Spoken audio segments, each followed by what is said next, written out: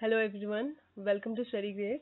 आज हम शुरू करने वाले हैं NCERT geography class 6 chapter number 3, जिसका नाम है मोशंस ऑफ द अर्थ। इसमें हम अर्थ के मोशन के बारे में पढ़ेंगे। अब सबसे पहले तो मोशन का मतलब होता है मूवमेंट करना। कोई भी चीज़ जो एक जगह पे रुकी नहीं है, जो चल रही है, भाग रही है, तो उसको हम बोलते हैं मूवमेंट। मूवमेंट को ही हम बोलते हैं मोशन। अब यहाँ पे जो है हमारी अर्थ जो है ये लगातार क्या है, मोशन में है। ये एक तो सूरज के इर्द गिर्द घूमती है और एक ये अपने एक्सिस पे रोटेट करती है। जैसे ये नॉर्थ पोल से साउथ पोल तक जो ये लाइन है, इसको हम एक्सिस बोलते हैं। ये एक इमेजिनरी लाइन है। और एक चक्कर जो है अर्थ इसके इर्द गिर्द जो है ये पूरा करती है 24 घंटे में। अब अर्थ के रोटेशन की और अर्थ जो ये रेवोल्यूशन जो होता है, जिसको हम बोलते हैं सूरज के इर्द गिर्द, इसमें बहुत ये स्पीड से जाती है। जैसे जब रोटेट कर रही होती है अर्थ, तो अपने इक्वेटर पे अर्थ की स्पीड जो होती है यहाँ पे, मतलब इस वाले एरिया में, वो होती है 1700 किलोमीटर पर आवर। और जैसे जैसे हम ऊपर जाते जाएंगे, स्पीड जो अर्थ की ये कम हो जाएगी। अब देखो, जो ये अर्थ का रोटेशन होता है, इसकी वजह से क्या होता है कि हमारे दिन रात बनते हैं। जैसे हम हर दिन देखते हैं, जब से हम पैदा हुए हैं तब से लेके अब तक हम देखते हैं कि हर दिन सूरज निकलता है, डूबता है। और ये जो भी अर्थ के ये डेली फीचर्स हैं, ये अर्थ की रोटेशन की वजह से हो रहे हैं। अगर अर्थ रोटेट नहीं करेगी, फॉर एग्जांपल जैसे ये जो मैंने लाइन ड्रॉ की है, ये एक्सिस की, इसके इस साइड वाला एरिया जो है ये सूरज की तरफ रहेगा। तो जो पीछे वाले इस साइड है, यहाँ पे अंधेरा रहेगा। तो जो ये लाइट है, जो सनलाइट जो इस एरिया पे पड़ रही है, इसकी वजह से क्या होगा, लगातार गर्मी होना शुरू हो जाएगी। मतलब एक ही जगह पे अगर सन की रोशनी पड़ रही है, तो वो जगह फिर गर्म हो जाएगी। वहाँ पे अंधेरा नहीं हो रहा है, रात नहीं बन रही। रात कैसे बनेगी? अगर अर्थ चक्कर ही नहीं काटेगी तो रात कैसे होगी? तो यहाँ पे गर्मी की वजह से हर चीज़ जल जाएगी। तो जब यहाँ पे हर चीज़ जल जाएगी तो लाइफ पॉसिबल ही नहीं हो पाएगी। तो इसलिए जो दूसरी साइड है, दूसरी साइड पे क्या होगा कि अंधेरा होगा, वहाँ पे सूरज की रोशनी नहीं पड़ेगी। तो वहाँ पे अंधेरे की वजह से, ठंड की वजह से क्या होगा, हर चीज़ जम जाएगी। तो इतने एक्सट्रीम टेम्परेचर में लाइफ पॉसिबल हो ही नहीं सकती है। तो इसलिए जो हमारी अर्थ रोटेट करती है, इसी की वजह से हम लोग जिंदा हैं। और जो इतना, मतलब ये हमारा हैप्पीली प्लेनेट है, तो ये इसी वजह से, क्योंकि अर्थ मोशन में है। अब जो दूसरा रोटेशन है, जो ये सूरज, सॉरी, रेवोल्यूशन जो है, इसको रेवोल्यूशन बोलते हैं और इसको रोटेशन बोलते हैं। तो इसकी जो इसकी वजह से क्या होता है कि सीजन चेंज होते हैं। जैसे गर्मी का मौसम आता है, सर्दी का आता है, ऑटम आता है, स्प्रिंग आता है। तो ये जो मौसम जो चेंज होते रहते हैं, हर साल चेंज होते हैं। ये एक साइकिल है जो रिपीट होता है। ये भी इसी वजह से होता है, क्योंकि अर्थ जो है सूरज का चक्कर काट रही है। एक तो अपने उस पे एक्सिस पे भी घूम रही है और साथ साथ में सूरज का चक्कर भी काट रही है। अब देखो, आज से 5 बिलियन साल पहले क्या होता कि हमारा सोलर सिस्टम बनना शुरू हो गया था। और ये एक क्लाउड से बना था, जिस क्लाउड के अंदर डस्ट थी, गैस थी। तो उस क्लाउड के सेंटर में क्या हुआ कि हमारा सूरज बना। तो जो बाकी बचा हुआ मटेरियल था, वो साइड पे उसने एक डिस्क की शेप ले ली। अब उस डिस्क में, उस मटेरियल से प्लैनेट्स बने, कॉमेट्स बने, एस्टेरॉइड्स बने। वो सब ने घूमना शुरू कर दिए, क्योंकि वो डिस्क भी घूम रही थी। तो सूरज भी घूम रहा था। तो ये सब चीज़ें जो हैं ये घूमना शुरू हो गई। अब वहाँ पे ऐसी कोई मतलब फोर्स नहीं है, जैसे मतलब स्पेस में जहाँ पे ये चीज़ें घूम रही थी, कि वहाँ पे कोई हवा नहीं थी, कुछ ऐसी चीज़ें नहीं थी जो इनको रोकती। तो वहाँ पे अगर कोई एक एक बार कोई चीज़ घूमना शुरू हो जाए, तो फिर उसको रोकना बहुत मुश्किल होता है। मतलब या फिर उस चीज़ को आप एनर्जी दे दो, या उससे एनर्जी छीन लो, जो चीज़ घूम रही है, तो फिर वो रुकेगी। तो जब ये सारी चीज़ें रोटेट करना शुरू होगी, तब हमारी अर्थ का जो मोशन था ये भी शुरू हो गया। तो तब से लेके अब तक हमारी अर्थ जो है ये घूम रही है। तो कहते हैं कि जब शुरुआत में ये प्लैनेट्स घूम रहे थे, इनकी स्पीड बहुत ज़्यादा थी, और आहिस्ता आहिस्ता इनकी स्पीड कम हो गई। अब जैसे हमारी अर्थ है, माना जाता है कि जो मून है, मून की जो ग्रेविटी है वो अर्थ को थोड़ा सा पुल करती है। और इस जिसकी वजह से इसकी स्पीड स्लो होती है। अब ये स्पीड जो स्लो, इसमें बहुत टाइम लगता है। हमारी अर्थ की जो ये स्पीड है, जैसे 1.78 मिली सेकेंड जो है, ये एक सेंचुरी में जाके इसकी स्पीड इतनी स्लो होती है। तो ऐसा नहीं है कि एकदम से स्पीड स्लो हो जाएगी। ये बहुत ही लॉन्ग प्रोसेस है, इसमें बड़ा टाइम लगता है। अब हम पढ़ेंगे अर्थ के रोटेशन के बारे में। अर्थ जो है अपने एक्सिस पे रोटेट करती है। वो एक्सिस जो एक इमेजिनरी लाइन है, और ये इसका रोटेशन जो है ये काउंटर क्लॉकवाइज होता है, मतलब वेस्ट टू ईस्ट की तरफ ये रोटेट करेगी। और हमारी अर्थ का रोटेशन 24 घंटे में कंप्लीट होता है। और ये 24 घंटे का जो ये रोटेशन रेट है, यही एक ऐसा ट्रेट है हमारी अर्थ का जिसकी वजह से लाइफ इतनी फ्रेंडली है और इतना कंफर्टेबल टेम्परेचर है हमारी अर्थ का। अब इसके जो एक्सिस पे घूमने की जो स्पीड है इक्वेटर पे, वो 1660 किलोमीटर पर आवर ये इतने में कंप्लीट करती है। और जैसे जैसे हम पोल्स की तरफ जाएंगे स्पीड कम हो जाएगी। अब हमारी अर्थ जो है ये टिल्टेड है, मतलब इसका एक्सिस जो है ये थोड़ा सा झुका हुआ है। अगर अर्थ का एक्सिस वर्टिकल होता, मतलब सीधा ऐसे सीधी होती अर्थ, तो जितनी भी जगह थी अर्थ के ऊपर उनका टेम्परेचर सेम होता। जैसे नॉर्दर्न हेमिस्फेयर का टेम्परेचर अलग होता है और सदर्न हेमिस्फेयर का अलग होता है। अगर नॉर्दर्न हेमिस्फेयर में गर्मी हो रही है तो सदर्न हेमिस्फेयर में क्या होगी, ठंड होगी। तो अगर ये इसका एक्सिस जो है ये वर्टिकल होता तो टेम्परेचर हर जगह का सेम होता। अब इस रोटेशन की वजह से दिन और रात बनते हैं, जो ये रोटेशन अपने एक्सिस पे कंप्लीट करती है। अब हमारी अर्थ तब से रोटेट कर रही है जब से अर्थ की फॉर्मेशन हुई है। अगर हम एक स्पिनिंग टॉय ले लेंगे फॉर एग्जांपल, हम उसको क्या करते हैं, घुमाते हैं। जब हम उसको घुमाते हैं तो वो आहिस्ते आहिस्ते क्या होता है कि उसकी स्पीड कम होती है और वो रुक जाता है। वो इसलिए रुकता है क्योंकि उसकी फ्रिक्शन हो रही है सरफेस के साथ।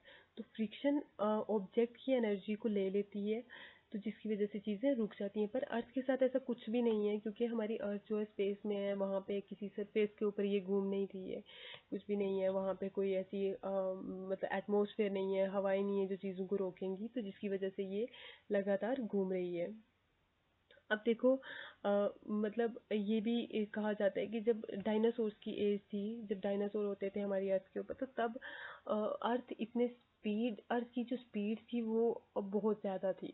मतलब ये 22 घंटे में एक दिन इसका पूरा हो जाता था। जैसे आज 24 घंटे लगते हैं, तब 22 घंटे लगते थे एक दिन को पूरा होने में। तो ऐसा ऐसा जो इसकी स्पीड जो है ये कम हो रही है, ये मून की ग्रेविटी की वजह से, सन की ग्रेविटी की वजह से। तो इतने मतलब इसको बहुत टाइम लगता है। ऐसा नहीं है कि ये कुछ ही दिनों में इसकी स्पीड कम हो जाएगी। जैसे एक सेकंड जो है 50,000 साल लगेंगे इसको सिर्फ एक सेकंड इसकी स्पीड कम होने में। तो इसलिए ये बड़ा लंबा प्रोसेस है, ये बहुत जल्दी में नहीं होता है। अब हम देखते हैं सर्कल ऑफ इल्यूमिनेशन क्या होता है। ये एक इमेजिनरी लाइन है जो डिवाइड करती है अर्थ के पार्ट को, रात और दिन में डिवाइड करती है, तो उसको हम बोलते हैं सर्कल ऑफ इल्यूमिनेशन। जैसे ये लाइन जो है ये, इसको हम बोलेंगे सर्कल ऑफ इल्यूमिनेशन। देखो ये अर्थ का एक्सिस है, ये थोड़ा सा टिल्टेड है। अब ये टिल्टेड है, मतलब ये झुका हुआ है किसकी तरफ, सूरज की तरफ। अब इस एरिया में क्या है, सूरज की रोशनी पहुंच रही है, तो यहाँ पे दिन है और पीछे जो है ये रात है। तो ये लाइन जो है, ये बीच में से जो लाइन जो डिवाइड करती है अर्थ को इन दो पार्ट्स में, रात और दिन में, तो इसको हम बोलते हैं सर्कल ऑफ इल्यूमिनेशन। अब नेक्स्ट जो है वो है रेवोल्यूशन। अब देखो, हमारा जो यूनिवर्स है ये गैलेक्सी से बना हुआ है, स्टार से बना हुआ है, प्लैनेट से, इन सब चीज़ों से हमारा यूनिवर्स बना हुआ है। तो हमारे यूनिवर्स के अंदर कोई भी चीज़ ऐसी नहीं है जो एक जगह पे रुकी हुई है। हर चीज़ घूम रही है, हर चीज़ चल रही है, मोशन में है। तो जैसे हमारी अर्थ सूरज के इर्द गिर्द घूमती है, ऐसे सूरज जो है ये मिल्की वे गैलेक्सी के अराउंड घूमता है। उसको हम बोलते हैं गैलेक्टिक ईयर। मतलब जितने टाइम में वो एक चक्कर मिल्की वे गैलेक्सी के अराउंड पूरा करेगा, और मिल्की वे गैलेक्सी के सेंटर में ब्लैक होल होता है, उसके अराउंड पूरा करेगा, उसको हम बोलते हैं गैलेक्टिक ईयर, या हम उसको बोलते हैं कॉस्मिक ईयर। तो इसमें 225 से 250 साल लगते हैं, मिलियन साल लगते हैं ये चक्कर पूरा होने में। अब जैसे हमारी अर्थ जो है अपने एक्सिस पे रोटेट करती है, साथ साथ में वो सूरज का भी चक्कर काटती है, तो उसको हम रेवोल्यूशन बोलते हैं। ये सेकंड मोशन है अर्थ का। इसमें 365.24 डेज लगते हैं एक ऑर्बिट को कंप्लीट होने में। अब ऑर्बिट किसको बोलते हैं, ऑर्बिट उस रास्ते को बोलते हैं जिस रास्ते पे जमीन जो है वो सूरज का चक्कर काटती है। अब जो हमारी अर्थ की जो स्पीड है ये है 29.8 किलोमीटर पर सेकंड। मतलब इतना इतना जो है पर सेकंड ये कंप्लीट करती है सन के अराउंड। अब जो स्पीड जो है रेवोल्यूशन की यूनिफॉर्म नहीं है। मतलब किसी जगह से अर्थ जो है सूरज के बहुत करीब होती है, कहीं से बहुत दूर होती है। तो इसलिए होता है क्योंकि हमारा जो ऑर्बिट है वो ओवल शेप का है। मतलब जैसे अंडे की शेप होती है उस शेप का हमारा ऑर्बिट है। उसकी वजह से कभी कभी अर्थ सन के बहुत नज़दीक होती है और कभी कभी अर्थ जो है वो बहुत दूर होती है। अब देखो रेवोल्यूशन की वजह से इफेक्ट्स जो होते हैं वो क्या क्या होते हैं। एक तो पेरीहिलियन पोजीशन बनती है अर्थ की, और एक होती है एफिलियन पोजीशन, वो बनती है अर्थ की। तो पेरीहिलियन पोजीशन वो होती है अर्थ की जब अर्थ और सन का डिस्टेंस कम होता है, और एफिलियन पोजीशन वो होती है जब डिस्टेंस ज़्यादा होता है। तो पेरीहिलियन पोजीशन में स्पीड बहुत ज़्यादा होती है, और एफिलियन पोजीशन में स्पीड जो है अर्थ की वो कम हो जाती है। तो जो ये पेरीहिलियन जो ये पोजीशन जब होती है ये जनवरी 3 को होती है, और एफिलियन जो है ये जुलाई 4 को होती है। इस एफिलियन का जो और सन का इस पोजीशन का डिस्टेंस जो ये 152 मिलियन किलोमीटर है, और पेरीहिलियन पोजीशन का 147 मिलियन किलोमीटर डिस्टेंस है। एक इफेक्ट ये हो गया।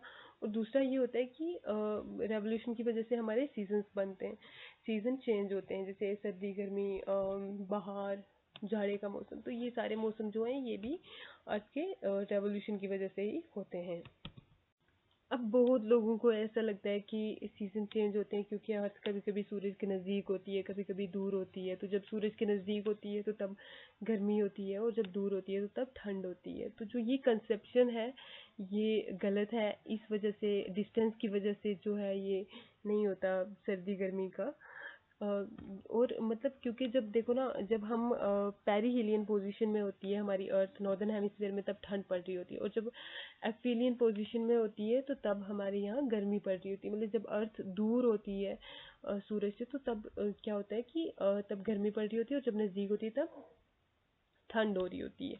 तो इसलिए डिस्टेंस की वजह से मौसम जो है वो नहीं बदलते हैं।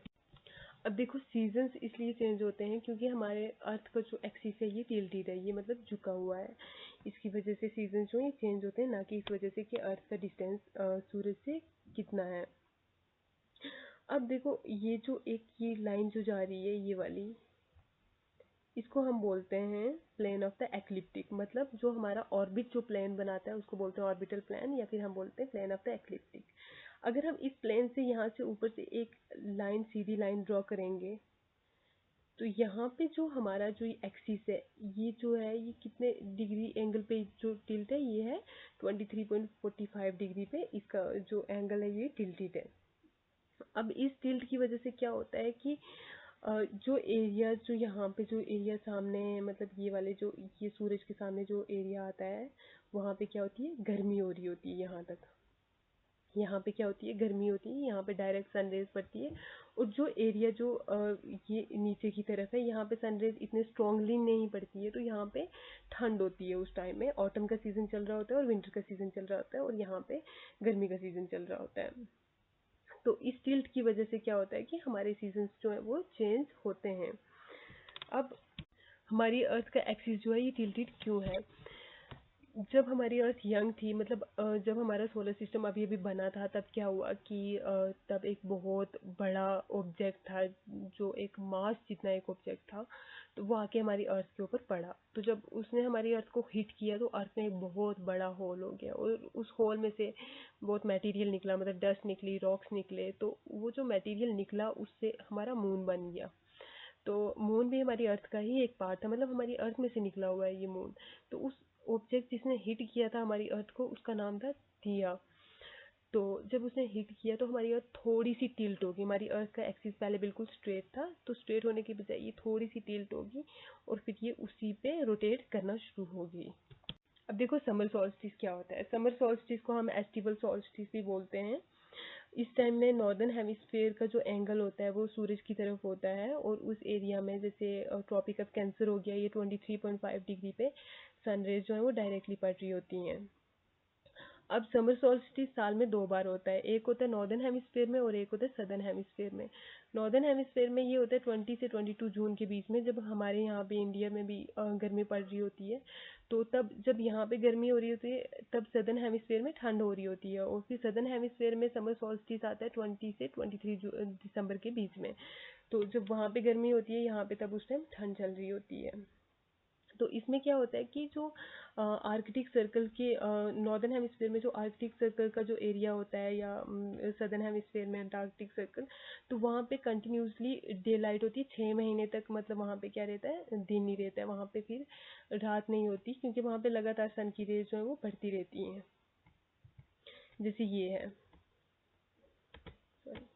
जैसे ये देखो, यहाँ पे ये आ गया हमारा एक्सिस, और ये आ गया सर्कल ऑफ इल्यूमिनेशन। और जैसे हमने पढ़ा था कि ये डिवाइड करता है डे और नाइट को। अब यहाँ से सनरेज जो है ये पड़ रही हैं, यहाँ पे ये इस पूरे एरिया में पड़ रही हैं, तो ये जो ये ऊपर ये जो ये एरिया जो है नॉर्थ पोल, यहाँ पे लगातार जो है सनरेज पड़ती रहती हैं 6 महीने तक। और यहाँ पे नीचे जो ये वाला एरिया, यहाँ पे रात होती है 6 महीने तक। तो ये किस वजह से होता है, ये जब समर सॉल्स्टिस है, यहाँ पे जब नीचे समर सॉल्स्टिस चल रहा होता है, तो तब यहाँ ऊपर रात होती है 6 महीने की। अब आता है विंटर सॉल्स्टिस किसको बोलते हैं। इसको हम हाइमल सॉल्स्टिस भी बोलते हैं और हाइबरनल सॉल्स्टिस भी बोलते हैं। इसमें क्या होता है कि एक पोल जो अर्थ का होता है वो सन से दूर होता है, उसका टिल्ट जो है वो सन से दूर होता है। और इसमें शॉर्टर डेज होते हैं और लॉन्गर नाइट्स होती हैं। यहाँ पे मैंने थोड़ा सा गलत कर दिया।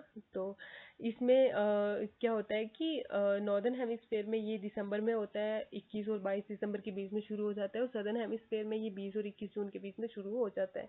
ये भी एक साल में 2 बार होता है। जैसे देखो, जैसे ये जो है यहाँ पे अगर ऊपर चल रहा है समर सॉल्स्टिस, तो नीचे क्या है, विंटर सॉल्स्टिस चल रहा है। मतलब ये वाला जो एरिया है इसका टिल्ट जो है ये सूरज से दूर है, और ये ऊपर वाला जो है ये सूरज के एकदम सामने है। तो यहाँ पे सर्दियाँ हो रही हैं, तो इसको हम बोलते हैं विंटर सॉल्स्टिस बोलते हैं। अब देखो एक्विनॉक्सिस क्या होता है। एक्विनॉक्सिस जो है ये साल में 2 बार होता है। इसमें अर्थ का जो टिल्ट है वो सूरज की तरफ नहीं होता, और इसमें बराबर के दिन रात होते हैं पूरी जमीन पर। जैसे यहाँ पे जब हमारी अर्थ होती है यहाँ पे, तो यहाँ पे क्या होता है कि जो नदर्न हेमिस्फेयर है, यहाँ पे समर सॉल्स्टिस चल रहा होता है। तो जब यहाँ पे समर सॉल्स्टिस चल रहा होता है, तो नीचे सदर्न हेमिस्फेयर में विंटर सॉल्स्टिस चल रहा होता है। तो जब अर्थ यहाँ पे होती है, इस पोजीशन पे होती है, तो तब यहाँ पे जो सदर्न हेमिस्फेयर है ये सूरज के बिल्कुल सामने होता है, और नदर्न हेमिस्फेयर जो है ये इसका टिल्ट दूर होता है। तो यहाँ पे सदर्न हेमिस्फेयर में उस टाइम गर्मी हो रही होती है और ऊपर विंटर हो रही होती है। अब दो पोजिशन है अर्थ की, एक ये वाली और एक ये वाली। तो यहाँ पे क्या होता है, जब अर्थ यहाँ पे होती है, तब यहाँ पे 21 मार्च को नॉर्दर्न हेमिस्फेयर में स्प्रिंग का सीजन होता है। मतलब जब हमारे यहाँ बाहर आ रही होती है, बाहर का मौसम शुरू होने वाला होता है, तो तब यहाँ पे क्या होता है, स्प्रिंग होता है। तो उसी टाइम पे सदर्न हेमिस्फेयर में ऑटम का सीजन चल रहा होता है। तो जब अर्थ की पोजीशन यहाँ पे होती है, यहाँ पे 23 सितंबर को क्या होता है कि सदर्न हेमिस्फेयर में स्प्रिंग होती है, और नॉर्दर्न हेमिस्फेयर में यहाँ पे ऑटम का सीजन होता है। तो ये हमारी अर्थ की पोजीशन है। जैसे जैसे ये सन के अराउंड रोटेट करती है, ऐसे सीजन भी इसके चेंज होते हैं। अब हम देखते हैं लीप ईयर क्या होता है।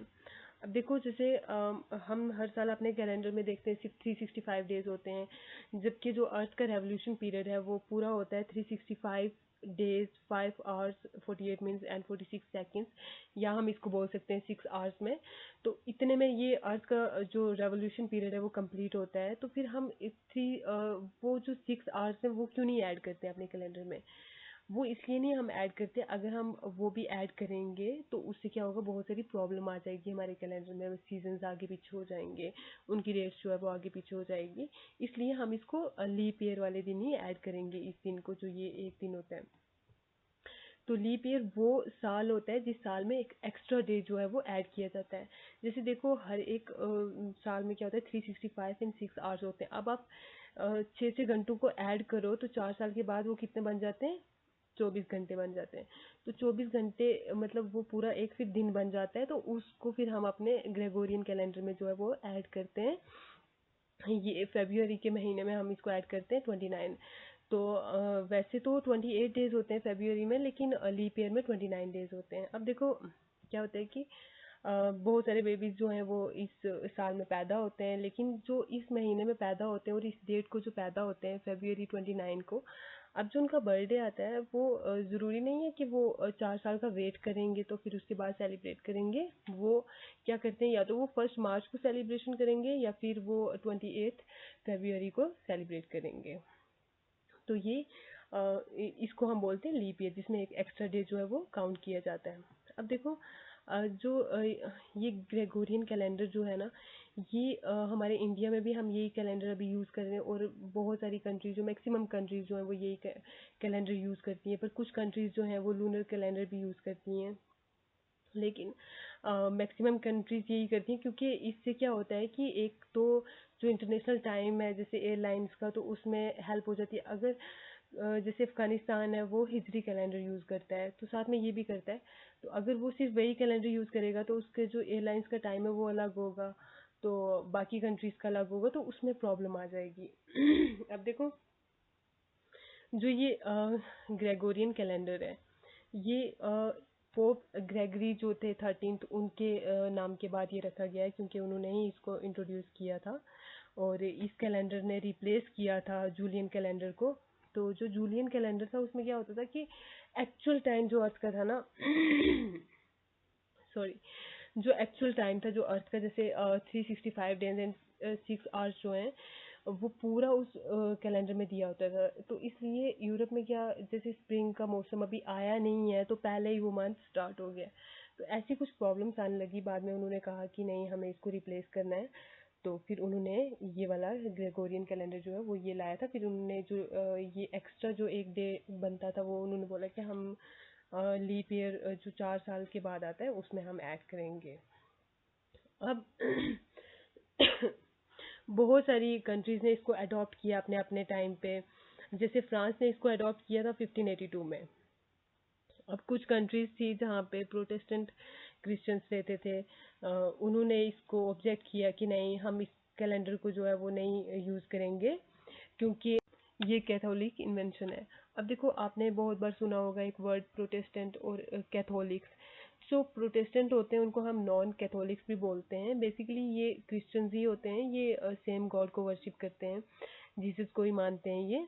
तो लेकिन इनके जो बिलीफ्स हैं, जो प्रिंसिपल्स हैं, वो थोड़े से डिफरेंट हैं इनके, मतलब जैसे अपने रिलीजन को प्रैक्टिस करने के जो वो प्रिंसिपल्स हैं वो इनके डिफरेंट हैं। हुआ क्या था कि बहुत साल पहले, 500 साल पहले क्या था कि एक प्रोफेसर थे मार्टिन लूथर, और ये जर्मनी की एक यूनिवर्सिटी है विटनबर्ग, वहाँ पे ये प्रोफेसर थे मॉरल थियोलॉजी के। इन्होंने क्या किया कि इन्होंने ये बोला कि जो कैथोलिक चर्च है इसमें कुछ जो प्रैक्टिसेस होती हैं वो गलत हैं। इन्होंने उसको रिफॉर्म करने की कोशिश की थी। अब ऐसा हुआ कि अब ये रिफॉर्मेशन आया तो नहीं, मतलब पूरी तरीके से ये सबने माना तो नहीं, पर उसके साथ बहुत सारे कन्फ्लिक्ट पैदा हो गए। इनकी एक बुक आई थी जिस बुक का नाम था 95 थीसिस, और जब वो बुक पब्लिश हुई थी उसमें उन्होंने लिखा हुआ था कि इस चर्च में कुछ ऐसी प्रैक्टिसेस होती हैं जो गलत हैं, जो नहीं होनी चाहिए। तो उसके बाद क्या हुआ कि क्रिश्चियंस के अंदर डिवीजन हो गई, मतलब एक जो मार्टिन लूथर जो थे उनको फॉलो करने वाले लोग जो थे वो प्रोटेस्टेंट कहलाने लगे, और जो दूसरे थे वो कैथोलिक्स। अब इन ये मानते हैं कि कुछ चीज़ों को लेके ना इनके बिलीव्स थोड़े से अलग हो जाते हैं। जैसे कि मतलब जो क्रिश्चियंस का सबसे बड़ा चर्च है जिसको हम बोलते हैं कि कैथोलिक चर्च जो है इनका, वहाँ पे जो पोप है वो मतलब कैथोलिक ये कहते हैं कि वो सक्सेसर होना चाहिए अपोस्टल पीटर का, जो फर्स्ट हेड थे उस चर्च के। लेकिन जो प्रोटेस्टेंट है वो ये कहते हैं कि नहीं, मतलब हमारे रिलीजन को मानने वाला कोई भी बंदा, चाहे वो औरत हो, वो भी वहाँ की पोप हो सकती है। अब जो कैथोलिक्स हैं वो ये कहते हैं कि जो पोप होगा वो उसको सेलिबेसी प्रैक्टिस करनी पड़ेगी, मतलब वो शादी नहीं कर सकता है। और इस पे भी प्रोटेस्टेंट जो है वो कहते हैं नहीं, ऐसा कुछ नहीं है, वो शादी कर सकता है। तो कुछ छोटी छोटी चीज़ें जिनको लेके इनमें कन्फ्लिक्ट हैं, और इसलिए इनको मतलब तो इनको अलग मानते हैं, इसलिए इनके अंदर एक डिस्प्यूट है। तो अब उसके बाद आता है कि लीप ईयर कौन कौन सा साल था। 2000 जो है ये भी लीप ईयर, तो ये मैं इसलिए आपको बताती कि थोड़ा सा आपको समझ में आ जाए। अब पहले हाँ यही बात हो रही थी कि कौन कौन सी कंट्री ने कब कब इसको अडॉप्ट किया था। फ्रांस ने जैसे अडॉप्ट किया था, जैसे मैंने आपको बताया है कि 1582 में अडॉप्ट किया था फ्रांस ने। उसके बाद अलास्का जो है वहाँ पे 1867 में अडॉप्ट हुआ। जापान में जो है वो 1873 में अडॉप्ट किया गया। अब देखो, अब लीप ईयर्स कौन कौन से थे। 2000 था, फिर 2004, 2008, अभी जो हमारा चल रहा है 2020, ये भी जो है लीप ईयर है। इसके बाद 2024 आएगा एंड सो ऑन। अब नेक्स्ट जो है वो हम देखते हैं माइलन कोविक साइकिल जो है वो क्या होता है। अब माइलन-कोवी साइकिल में क्या होता है कि नेचुरल ग्लोबल वार्मिंग होती है और कूलिंग होती है। मतलब हमारी अर्थ जो है एक टाइम में या तो बहुत गर्म हो जाएगी या तो बहुत ठंडी हो जाएगी, और अगर बहुत ठंडी हो जाएगी तो आइस एजेस आ जाएंगी, और अगर बहुत गर्म हो जाएगी तो उस वार्म पीरियड को हम बोलेंगे ग्लेशियल और इंटरग्लेशियल पीरियड्स। तो ये सब होगा इस माइलन कोवी साइकिल की वजह से। अभी जो हमारी अर्थ है इसमें से अभी किसी भी साइकिल में नहीं है, अभी इन रेंजेस से बाहर है हमारी अर्थ। तो ये जो ये साइकिल होते हैं ये तीन टाइप के होते हैं। एक होता है एक्सेंट्रिसिटी, और एक होता है टिल्ट, और एक होता है प्रिसिशन।